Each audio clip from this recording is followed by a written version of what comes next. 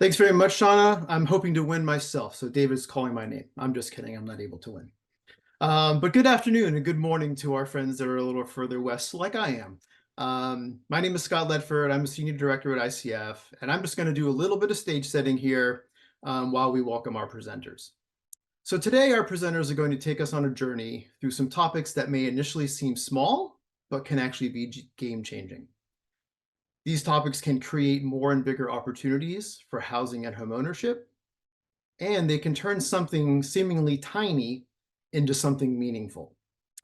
As we all know by now, our country is facing a shortfall in the supply of housing, which translates directly into the affordability of housing for your clients. But how can we, as housing counseling agencies and housing counselors, address the availability of affordable housing with a client sitting across the table from us? Well, one way is to become knowledgeable about and present options to clients that go beyond standard thinking, putting ourselves and our clients in spaces where housing opportunities beyond the typical can be discussed and evaluated. And really, that's what this session is ultimately about. For example, how can your client increase their effective income and mortgage capacity? How can your client get into a larger and more energy efficient home for less and also end up with smaller monthly bills to pay? How can your client benefit from downsizing or multi-generational living? So I encourage you, as you listen to each presenter, to think about how you can apply the innovations they describe to your conversations with your clients in your local context. So I'll now turn it over to our first speaker, Brian Fox, who is the Director of the Office of Single Family Program Development for HUD and HFA. Brian will provide a brief introduction of himself, as will Teresa and Janet when the virtual microphone is passed to each of them. Brian, please take it away. Thank you so much for that wonderful introduction, Scott. As Scott mentioned, my name is Brian Fox, and I am the Director of FHA's Office of Single Family Program Development. Our office covers all FHA policies, starting from origination all the way through endorsement. Or said another way, we handle everything FHA related from the time a borrower starts thinking about qualifying a home all the way up and through to when they close on that home. We have a lot on our plate, but at the forefront of our minds and the top of our agenda is tackling this unprecedented affordability crisis and the almost non-existent levels of affordable housing units that exist in the market today. I know this crisis is near and dear to everyone's hearts that are on this call. So it's my pleasure, and I'm very excited to get on here and talk about some of the policies that FHA has to offer that can really make a dent in this crisis. One of those is the accessory dwelling unit policy, which we're going to go into in great detail. But before I get into the policy, I want to talk about or just highlight a little bit of the data that went into, really, driving some of the policy changes that we made. So I'm going to caveat that this is not our research. This is great research. We borrowed it, but these two studies focus on California, which really has kind of led the way in the early adoption of the ADU movement. And so on the left is a study that was performed by the San Francisco chapter of the Urban Land Institute. And two interesting things that we found in that study is that one, 46% of the ADU rental market was rented to renters with an arm's length relationship to the borrower. So what does that mean? Family, close relatives, friends. And what that leads is, or tells us, is that ADUs are a critical source of intergenerational wealth building for families. So strong, inclusive communities support families, and ADUs we find are a big part of that. On top of that, 58% of those rental units were below market rate. So, this housing affordability crisis is not just for the homeownership side of things, but also the rental side of things. So ADUs are great for building homeownership opportunities, but also for providing affordable rental units as well. Then moving over to the right-hand side, this study was performed by HUD's Office of Policy Development and Research, and it found that 11% of all residential single-family building permits in 2022 were for ADUs. So, 1 out of every 10 units is an ADU, As I mentioned, that was in 2022. This number keeps growing. And one of the most promising findings is that ADUs could add almost 5 million new affordable housing units over the next decade. So, everybody here knows we need more supply of affordable housing, and ADUs is just, it's a critical component and a huge opportunity for that. So, taking all this together, we made a suite of changes to our ADU policy to try and, make a real impact here. So highlighting a few things, what we did is, first and foremost, we updated the definition of an ADU within our handbooks. So we really hadn't made, any major changes to this policy in quite some time. So updating the definition, to conform with industry standards, making sure everything is applicable and up to date so that the program has, the best chance for success as possible. Then, and I think honestly, most critically, we provided guidance for the consideration of rental income and underwriting of our forward mortgages. That's a key component. We're going to get into that in a lot of detail in subsequent slides, but just highlighting that as a big change that we made. We also established protocols for the analysis of reporting ADU market rent on appraisers. So just kind of setting the guidelines for how appraisers can, assess and quantify the market rent that is expected to be received from these ADUs so that it can be included in their qualifying income. And then finally, we provided guidance for performing the financial assessment component of our HECM home equity conversion mortgages, which are also known as reverse mortgages. So, now seniors who, have an ADU that's being rented out can use that rental income to pass their required financial assessment to get a reverse mortgage.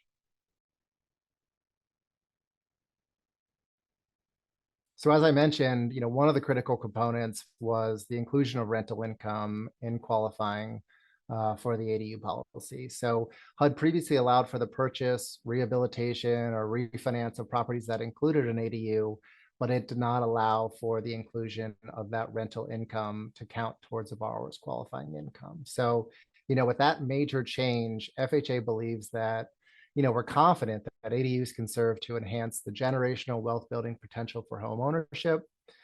We're very excited that rental income from ADUs can now contribute to borrower mortgage payments and help sustain long-term home ownership. We're all about long-term, affordable, sustainable home ownership.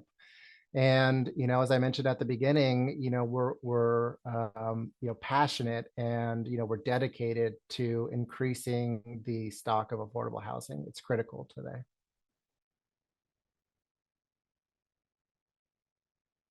So getting into some of the details of the inclusion of rental income from an ADU, 75% of the actual or estimated ADU rental income can be used to qualify for an FHA insured mortgage. So even if you don't have a renter, if you're planning on getting a renter, we're going to allow you to claim 75% of that expected income to qualify for your mortgage when you're doing a purchase or a refinance.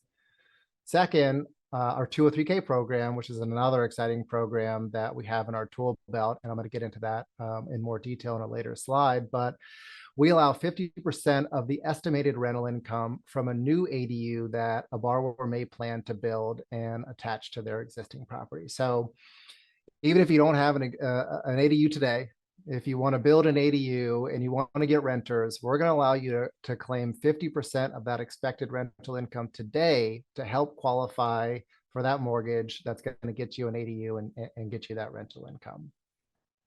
Even when there's limited or no history of rental income being received, say you have no history of renting properties, you don't have an ADU, you don't have any rental income, we're going to allow you to use that rental income up to 30% of your total gross monthly income. So, I can tell you firsthand that 30% additional income is very impactful when it comes to qualifying for FHA insured financing and building out that ADU. And then the final thing I want to touch on is the reserve requirements. As I mentioned, we're very big on long-term sustainable home ownership. We do require 2 months principal, interest, taxes, and insurance to be reserved at the time of closing. And all that is we really just want to make sure borrowers are set up for success. Life happens. expenses occur, often unforeseen, so when that water heater breaks, we want to make sure, these homeowners have the funds available to cover these unforeseen expenses, because it doesn't do any good, setting people up for a situation where, bumps along the road are going to cost them dearly when it comes to homeownership. So um, one thing I want to mention before we move on to the next slide is the commissioner spoke yesterday and gave some very exciting remarks. And one of the things that she mentioned was that the provisions of our ADU policy, many of them go above and beyond what the GSEs allow for, GSEs being Fannie Mae and Freddie Mac. And so, we just want to underscore that and show that, it's really resonant of our commitment to be on the leading edge, continue to kind of drive the policy momentum forward and do things that help people where other agencies, might not feel comfortable. So hopefully you all got to listen into that. I know that was a great session, and I just wanted to give a shout out to the commissioner. And then, as I mentioned, the 203K program is another big tool in our tool belt for increasing borrowers' potential access to affordable housing. So we all know, not only is there a supply of housing, or a lack of supply of housing, but the existing supply is aging. And so the 203K program allows homeowners to buy and renovate or to refinance and renovate their existing property. And so the 203K program in combination with the ADU program is really a nice combination of tools. The improvements that are eligible to be financed with the 203K loan, including an ADU, are as follows. So you're able to convert a one-family structure to a one-family structure with an ADU. You're able to add an ADU that will be attached to an existing structure, and you're able to renovate an existing ADU that is attached or unattached to the existing structure. And so the only thing that these two programs combined cannot accomplish is using the 203K program to build a new detached ADU.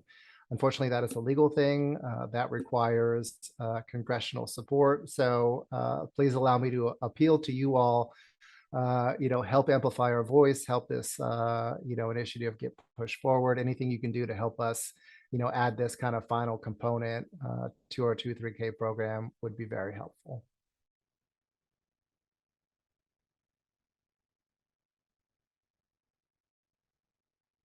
And then the last thing I just want to highlight is that FHA has a ton of resources available. Our resource center is open 24/7. You can call, you can email, you can chat. There are a ton of educational resources. So I encourage you all to, please utilize these resources. Please lean on us. Let us help you. And then in addition to these resources, I will also be available for questions at the end of the session. So thank you so much. Again, it was my pleasure to come on here and talk to you all about the policies that we have available. And with that, I will turn it over to my colleague, Teresa. Good afternoon, everybody, and good morning to those on the West Coast. My name is Teresa Payne. I am the administrator for HUD's Office of Manufactured Housing Programs. I have been the administrator since about 2018 and have been at HUD for quite a while, mostly in the regulatory kind of world at HUD. I want to thank the FHA commissioner first and foremost for her dedication and passion for manufactured housing. She has been a strong advocate for our program. And it's just a pleasure to work for her just because she has so much dedication. So manufactured housing is one of the critical solutions, right, for housing affordability. So housing affordability, as everybody knows, is not only the cost of the home, it could be the lot, it could be transportation, food, and other things just in daily life. So we believe that manufactured housing is really one of the critical solutions to housing affordability and one of the solutions to the affordable housing shortage. So thank you for inviting me to speak to you all today.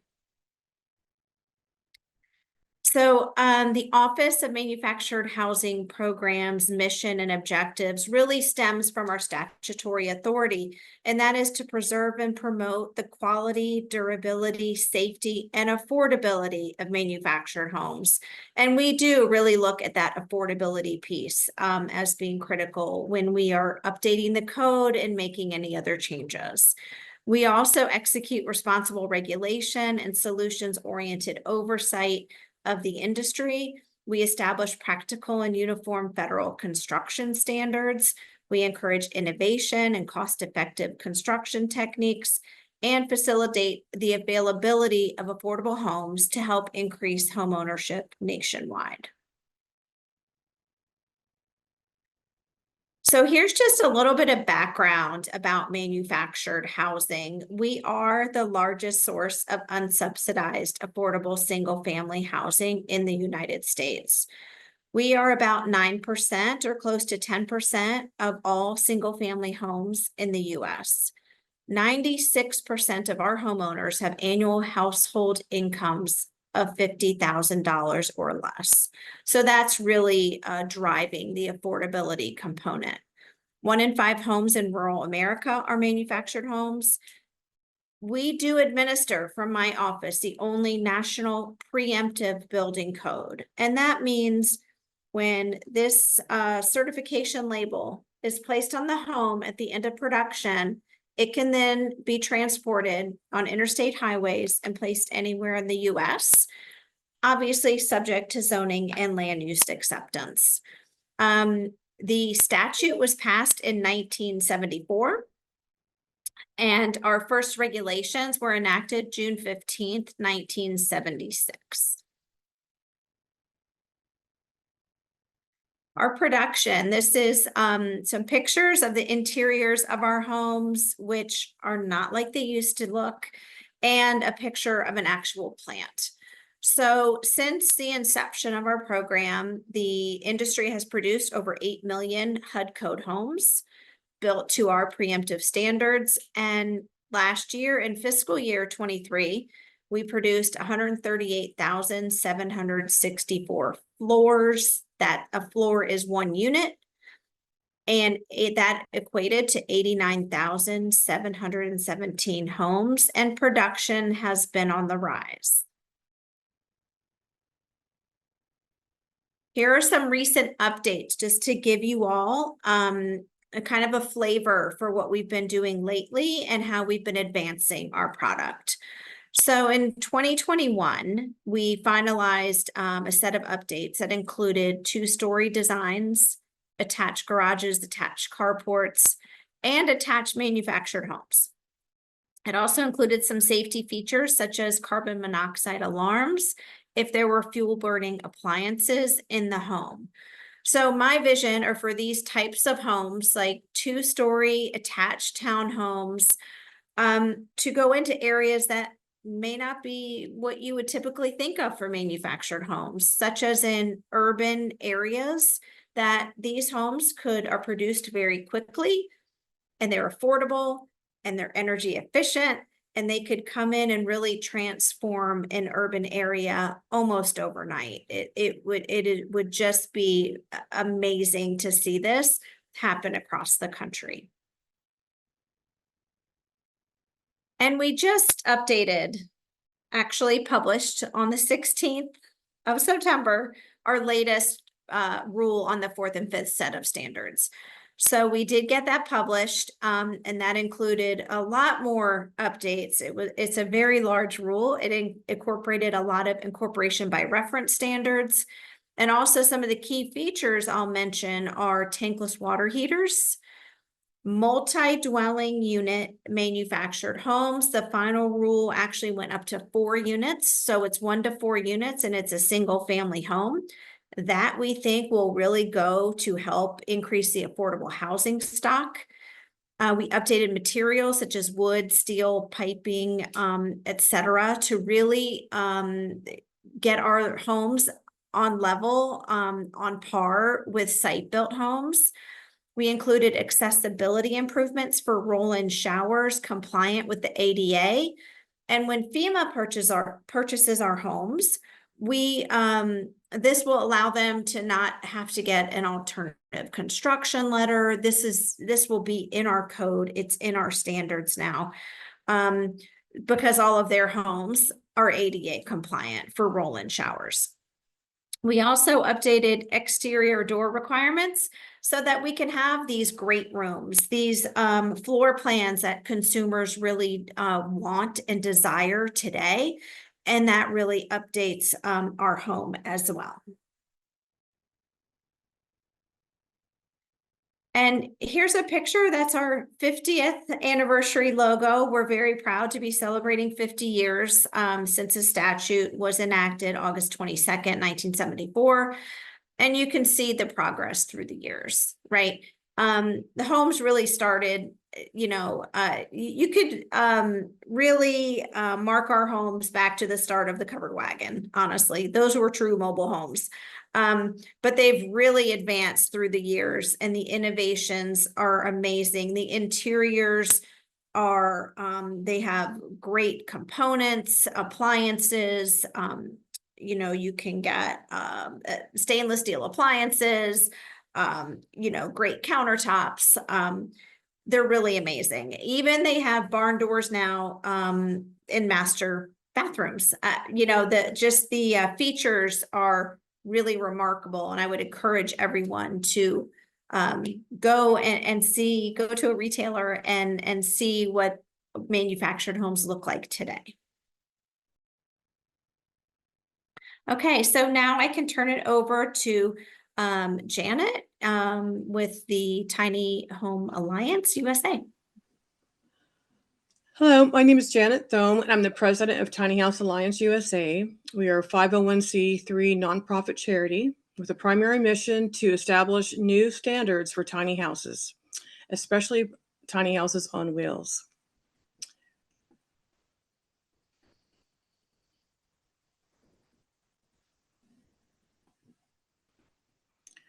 At this time, a tiny home is a marketing term, and there is not a universally accepted definition of what a tiny home is.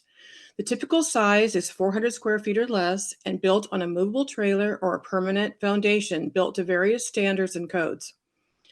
A tiny home could be a manufactured home, but it must be built to the HUD code and follow all the design and production requirements of a HUD-approved third-party agency. A tiny home could be also a modular home, but it must be built off-site to meet building codes and the specifications of the site where the home is placed. A tiny home is also built on-site, and once again, it must meet the building codes and regulations to where it is built upon. The term factory built is actually another term that means the same thing as modular housing. And the states of Colorado and Washington have developed a factory built program where tiny houses on wheels can be used and lived in as a permanent occupancy, hooked up to utilities and on a foundation built to the state building codes. Most typically, tiny homes are built as a recreational vehicle, but an RV is considered temporary occupancy and is not considered a dwelling for permanent occupancy.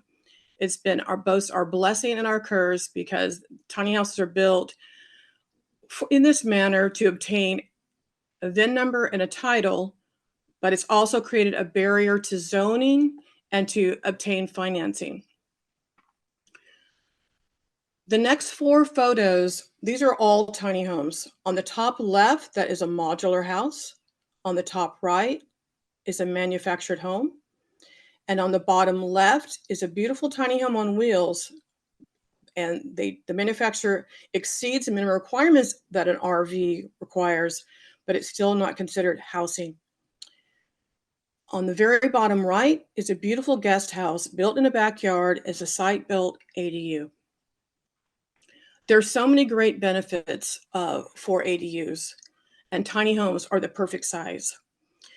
When you put an ADU in your backyard, you can get additional income as a long-term rental. It increases property values and builds generational wealth. You can downsize on your own property and rent out your primary dwelling. It encourages multi-generational housing. It's an alternative to an expensive assisted living facility for a family member to age in place. It gives privacy and emotional support for families to be together. It also provides an additional structure for a caregiver, an office, studio, dorm alternative, and more. The cost is only in the additional structure without investing in more land. Adding an ADU contributes to the housing shortage for a sustainable future. Tiny House Alliance USA is working with industry stakeholders and ASTM International, one of the largest standard developers in the world, that have granted tiny houses their own subcommittee.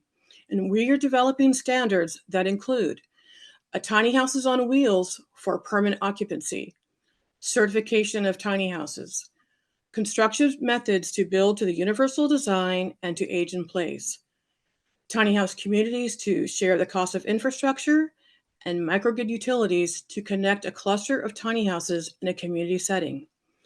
The result of the new ASTM tiny house standards will bring legitimacy and uniformity to the tiny house industry. The Tiny House Alliance USA is uniting all the legitimate tiny house resources, including insurance, the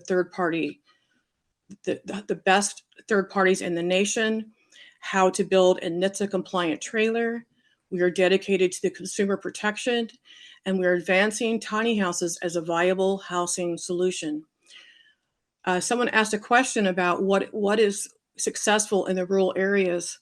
What is successful in rural areas for housing is creating tiny home communities to share the cost of infrastructure, which is very important. On the picture on our left is Peacewind Tiny Home and Small Cottage Community in Cocoa, Florida. It's a beautiful community of 84 sites on 34 acres and all the lots are owned by owners. On the right is a beautiful neighborhood in Bayfield, Colorado of Tiny House on Wheels that have provided their own community in their own neighborhood. Thank you very much for this opportunity, and I turn this over to Scott. Thanks, Janet. Thanks, Brian. Thanks, Teresa. Great comments in there. We have some really good questions coming in from folks in the CVent platform. So wanted to spend a few moments going through our questions and answers. So Brian, you were the first one to present here, so I might start off with a few that came in that I feel like are pretty relevant to you. Of course, Teresa, Janet, as you feel appropriate, you can certainly chime in as well. So Brian, one of the questions is, an ADU has been a great opportunity for affordable housing. Would any of the FHA expansion and finance include building one on the property, or only including in financing if it is pre-existing? So if it is detached, it is okay that it is if it is detached, it can be, has to be pre-existing. Unfortunately, as I mentioned, due to legal requirements or legal restrictions, we don't have the ability to expand the program to include using our programs to construct a new detached ADU. Okay.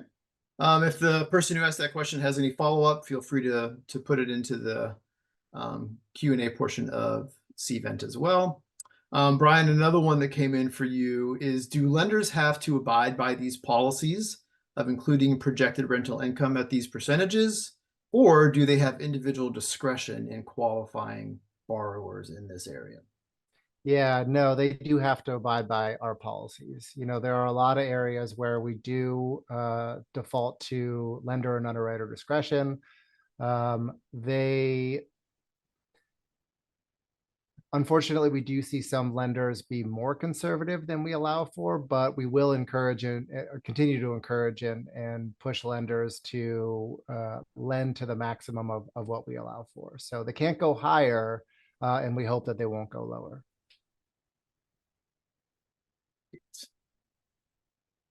Just lots of questions on this for you, Brian. So we'll just keep going here. if the client purchased a home with FHA and now wants to use 203K to build an attached ADU, can they do it post-purchase, or does it have to be done at the same time the home is purchased? This is a great question, and the answer is either. So it can be done post-purchase. It can be done at the initial closing, all in one transaction.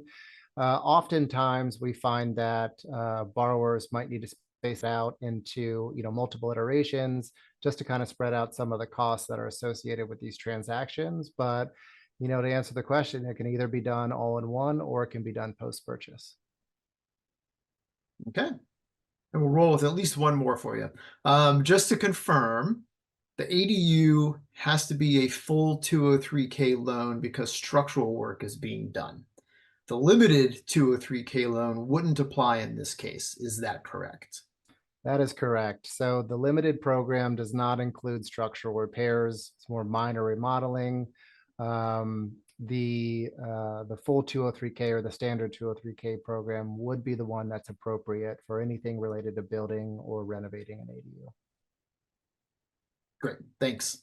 I want to open it up to the rest of our panel as well. If you have any thoughts on those questions, they were very FHA specific, of course. But also wanted to cycle back to one of the questions, Jana, that you already covered about models in rural areas. See if Teresa or Brian, if you have anything you want to add to that question. So this is Teresa. Any models in rural areas would work for manufactured homes, right? As long as there's land acceptance. You could have a single section, a double section, a triple section. And now with these new multi-dwelling 1 to 4 units, you could certainly utilize those as well. So really any of our models, I believe, would work just based on the availability of land. But I'm assuming in the rural areas, there would be more availability, right? So. Brian, any thoughts on that? No, I mean, those are both great answers. I would just say that, FHA is a national program. So all of our programs are and policies, will cover rural areas as well. And, I'd love to learn more about any models that any of the participants on the call are seeing to be successful out there. So if you have some good ideas for us, please feel free to put that in the chat. Great. So Teresa, a couple questions rolled in that I think are probably best for you. And again, our other panelists can chime in as it makes sense. One of them is a mobile home the same as manufactured? That's a great question. We refer to the term mobile home as any home that was constructed before our standards were effective. So it would be any home pre-1976, June 15th of 1976 would be referred to as a mobile home. Manufactured home is anything built from June 15th, 1976 after, pursuant to the HUD code. So again, it would have this manufacturer certification label on the back of the home, and that this would determine that it would be a manufactured home. Great. Another question that came in, and you may or may not know the exact answer to this one, but are you aware of any factories on the East Coast? And if so, where they are located? Yes. So our program has 149 plants nationwide, and of course that incorporates the East Coast as well. So in fact, I don't know where this person is located who asked the question, but we did just do a tour of a Clayton facility in Andersonville, Tennessee, which is outside of Knoxville. That's the Appalachia plant, and that was wonderful to see. But they are located pretty much everywhere. So if anyone has any more like state specifics they want to drop in the chat, I may not know off the top of my head, but I can certainly get back to somebody if they're looking at a particular state or area. Great. That's a lot to keep in your head, the 147. So great that you knew exactly where one of them was. Another question that came in that I, again, think is best for you, Teresa, is there any progress being made on getting more loan products for manufactured housing? And Brian, you might want to chime in on this one as well. I can defer to Brian on this. The only thing I can add first is that I know single family did update the loan limits for Title I, which is the chattel loan program from FHA, but then I can defer to Brian on what he has in the pipeline. Yeah, what we're working on, first and foremost, as Teresa mentioned, increasing the loan limits to make sure that, everything costs more these days. So, the fact that we hadn't updated the loan limits in decades, we had to get that up to speed immediately. And then the other thing that, we're working on is building, what I'll call the secondary market side of things. So we really want more investor demand in these manufactured home loan programs so that, we're able to, continue to ramp up business. And we're always looking for, ways to modernize the program. I keep, deferring back into the group, but, again, if there's any ideas you have for ways we can, expand the program, we'd love to hear it. Great. Thank you both. Janet, we've had you on mute for a little while, so let's take you off of mute and throw a question your way as well. So you were talking about tiny homes and specifically tiny homes on wheels. And a question came in, if the tiny home is on wheels, are they presumably titled with the Motor Vehicle Administration? Actually, it depends. If it's built to the part model standards or the recreational vehicle standard, it would be. But once again, it's not considered housing.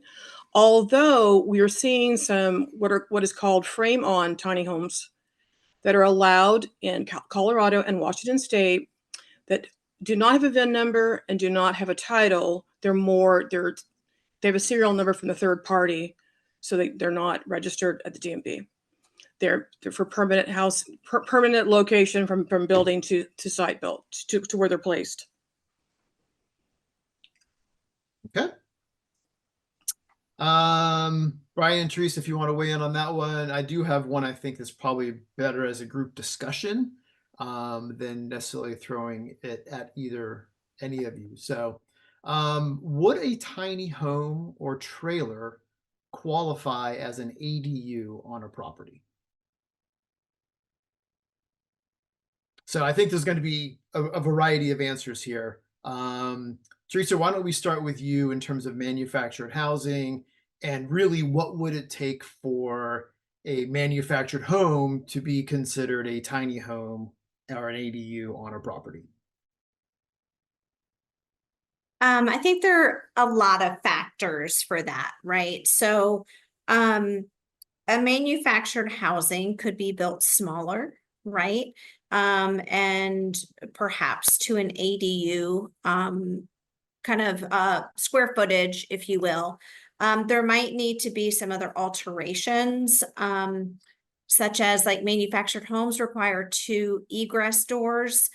However, our consensus committee, our federal advisory committee, is reviewing those requirements kind of as we speak to see if there's a way to perhaps have 1 exterior door if the square footage is smaller. But certainly our homes could be built smaller with some modifications. And a lot of our manufacturers also build modular units.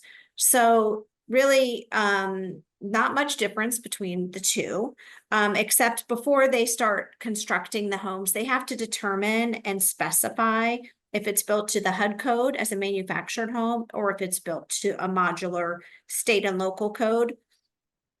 So there are some differences, but certainly we can have smaller units and they could be built with some slight modifications, if you will. Okay.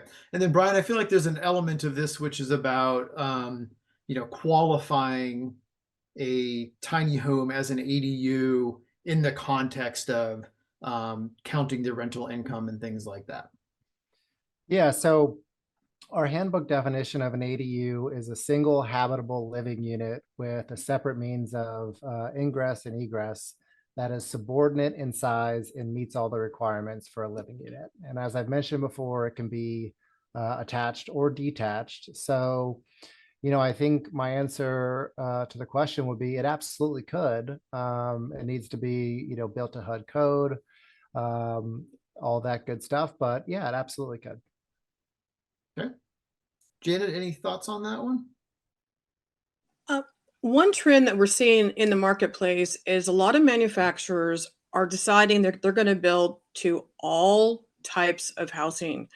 In fact, one of the photos that I showed that was a manufactured home was a manufacturer called Vertical Works, and they're in Wisconsin and Texas, and they either build to modular or the RV standards, and now they're getting their first HUD home, tiny home approved in a factory. So I think we're seeing a trend because they want to be able to meet the zoning requirements of their clients. So I think that's a very good trend to build to all types.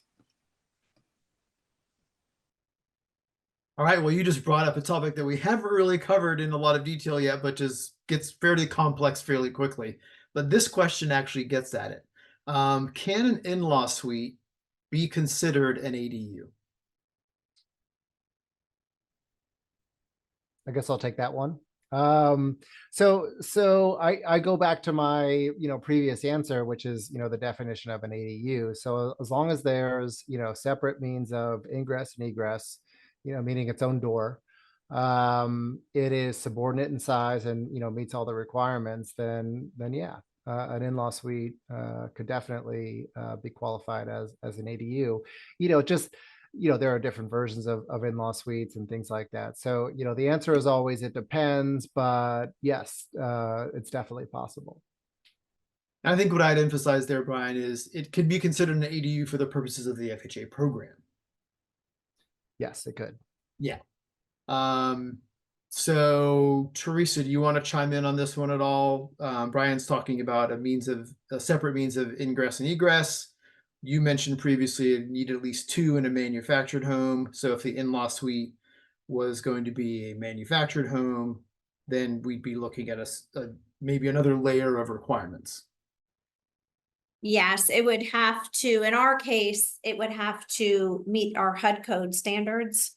And we also have requirements the way it is produced in the plant. So each manufactured home is inspected at one stage of production from an in-plant inspection agency that we approve. And also the whole quality assurance program is reviewed by those IPIAs, as we call them, the in-plant inspection agencies.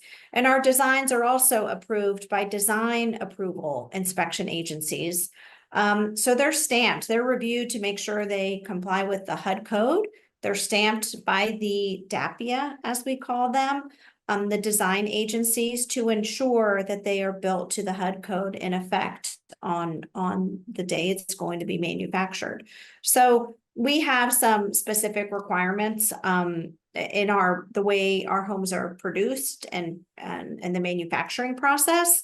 But certainly it depends what type of, to kind of steal Brian's phrase, it kind of depends, but it is possible depending on what you're looking at for that in-law suite, if you will, or mother-in-law suite or whatever that is.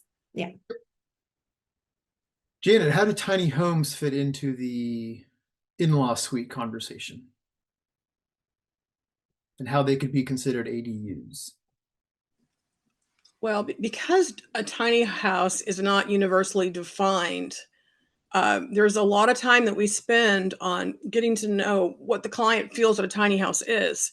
And I think the lack of standards for them has been a barrier for more acceptance across the country. So a tiny house could, as I showed earlier, a tiny house could be built to modular as a modular house or as a manufactured home. Factory built house is the same thing as a modular. And I'm hoping with our stakeholders that we actually create a new classification of housing for to finally define the clarity in our tiny house industry, where it's finally defined and we finally have a path for acceptance across the nation. Because we have an army of manufacturers that are very small, and we don't quite fit into the HUD code because of all the stringent requirements, but we have an army of manufacturers that want to contribute. And I think the lack is our standards. Great. Thank you. Teresa, we did have another question come in for you, I think. New York, Maryland, Texas, Georgia were all mentioned. Are there any plants in those states? You know where they all are. I wish I could just name them off the top of my head. Texas has a lot of plants, over 20. I don't want to give an exact number. Georgia has a few. What were the other states that were mentioned? Maryland and New York. Maryland, I don't believe, and New York, I don't think there are any plants. But I would have to double check that. I don't think so, but Texas, a lot, like Tennessee, as I said, Georgia, Alabama, Florida. Florida was one of the last plants before COVID shut everything down that I went to visit with the former FHA commissioner. So yeah, so if anyone knows an exact spot, I mean, I could try to help find the nearest for somebody. And you may have mentioned this already, but you were just recently at an event in another location that's a pretty big manufactured home producer area. Yes. I can announce it again. I'm sure the commissioner spoke about it. The commissioner was there, which was wonderful. She did a press release announcing our 4th and 5th final rule of updated standards, which the industry has been eager to see us finalize. So that was announced. It was also our 50th anniversary. We were in Elkhart, Indiana, for this event, which was wonderful. It was a wonderful location. It's a big producer of manufactured homes, RVs, probably tiny homes. And it's also the home of the RV Manufactured Housing Museum and Hall of Fame. In case anyone is ever there, I encourage you to go visit it. It was wonderful. It had a whole wing on RVs, starting from the covered wagon all the way up to today. If anyone's seen the movie Breaking Bad or the TV show Breaking Bad, they actually had one of those RVs there. They told us the one on the show was modified to take out one of the doors, or it wouldn't have gone along with the scene when they were trying to get out of the RV. They just would have said, there's the door, there's the second door, so just leave there, right? So they had closed that door up. And the manufactured housing side of the wing of the museum was wonderful as well. And it had a lot of homes from the 1970s that they had remodeled, like it, and true to the time of the 1970s, the carpeting, the paneling, the wood paneling in the hallways. It was fascinating to see. And then it also had brand new homes, right? So it had a cross-mod home, which is a Clayton product, which has different features, like more site-built features, like higher pitched roofs, if you will. They'd have attached garages or porches. It's lower set when it's installed in the ground. But the features inside were amazing. Granite countertops, stainless steel appliances, energy efficient windows. It just goes on and on. So that was amazing to see. So we had that celebration, and we went to the museum and saw that. And then also, along with this whole event, we did have a manufactured housing consensus committee meeting, which is our federal advisory committee meeting, which I talked about earlier. And it's the first step in the process for us to update our code or regulations. Everything is run through this committee. They provide us recommendations, and then we issue a proposed rule. It's a 21-person committee meeting. So there's 7 manufacturers, 7 public officials in like state or public officials, 7 consumers, and I serve as a designated federal official on that committee. And so I would encourage people who are interested in manufactured housing, if they want to apply, you can just go to our manufactured housing website at HUD and look up the MHCC, and there's a way to apply.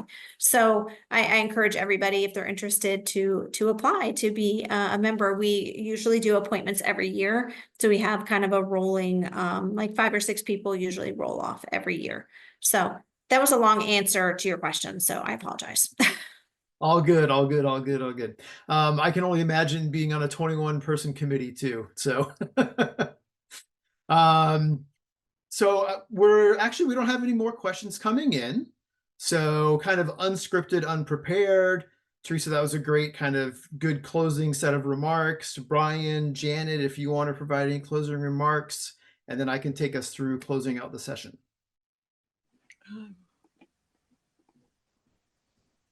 Go ahead, Brian. Oh, yeah, I'll go ahead. You know, I just I think just to underscore, you know, we haven't seen a crisis like this. Interest rates as high as they are, home prices as high as they are. You know, usually with interest rates being so high, you would see home prices start to come down, but it's only going the other way. You know, FHA remains firmly committed to doing everything we can to tackling the lack of supply of affordable housing units, the housing unaffordability crisis, you know, everything that we've talked about today. You know, it's part of our mission, and we can't do that without you all. So thank you for the time today. And, you know, we look forward to partnering with you, you know, as we continue to do our work. So thank you. Thanks, Brian. Janet? Yes, I just wanted to add a great place to find where the manufactured home facilities are located is to contact the IPIAs and the DAPIA agencies approved by HUD, like ICC, NTA, RADCO, PFS, TICO, TR Arnold, and they would be the best resource to where these manufacturers are. Great. Thanks, Janet. All right, so I'll lead us into our closing slides here, if we can bring those up. One thing I'll throw in here in the mix, and we haven't gotten into a lot of detail around this, but these resources are actually going to be very useful for folks who are asking about ADUs and tiny homes and manufactured homes.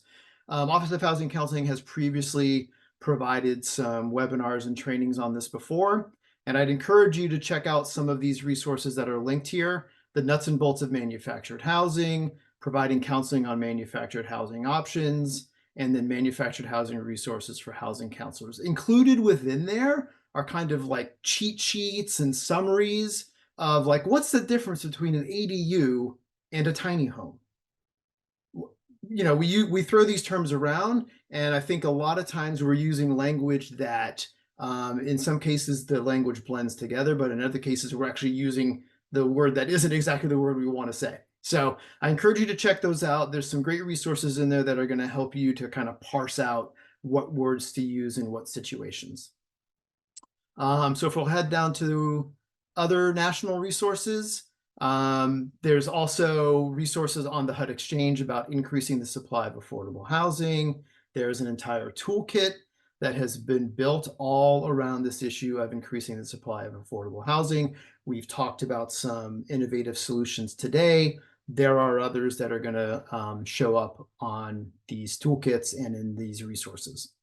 There's also implementation guides about increasing the supply of affordable housing. So HUD has put a lot of work into trying to get information out there with creative ideas, innovative solutions, things that are practical and actually doable out in the marketplace.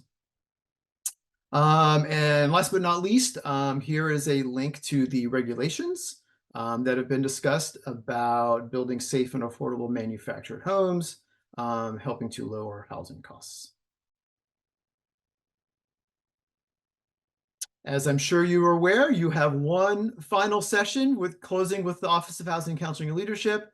For myself, I hope you all have had a wonderful time in these few days together. I know that you're in for an exciting closing session with the OHC leadership and really appreciate your time today. and we can yield back a few more minutes of your day, maybe take a short break in between. Thank you for your attendance, and please do visit the conference webpage, continue to contribute through the platforms, and here are some email addresses that you can get in touch with Housing Counseling, and also subscribe to the Housing Counseling Today blog. And again, the HUD Exchange page for Housing Counseling has a wealth of resources. And then you can, from there, link to all different places on HUD Exchange, as well as HUD.gov and other places. So thank you all very much. Hope you have a wonderful closing session, and be well and build housing.